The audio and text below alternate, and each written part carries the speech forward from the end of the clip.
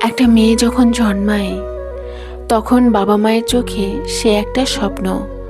বাবা মা তাকে যত্ন করে বড় করে, পায়ে কাটা না লাগে সেজন্য জুতা বদলান, রোদে না পুড়ে যায় সেজন্য নিজের ছায়া হয়ে থাকেন।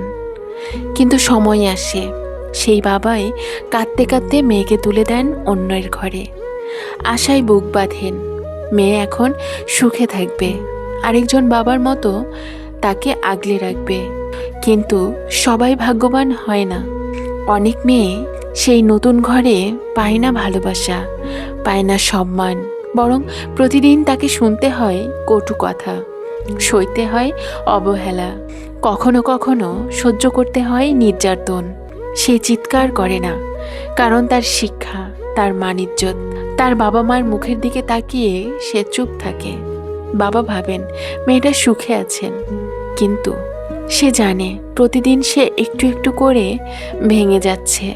তারপরও সে টিকে থাকে, কারণ সে জানে সে শুধু একটা মেয়ে নয়, সে একটা দায়িত্ব, সে একটা পরিবার, সে একটা ভবিষ্যৎ।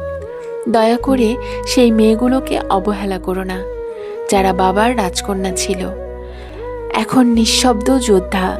যদি তুমি কোনো মেয়েকে ভালোবাসতে না পারো, তাহলে অন্তত তাকে কষ্ট দিও না, কারণ সে কেবল তোমার স্ত্রী নয়, সে একজন বাবার বুকের মানিক, কলিজার টুকরা, যে কাঁদতে কাঁদতে তোমার হাতে তুলে দিয়েছিল তার সমস্ত আকাশ।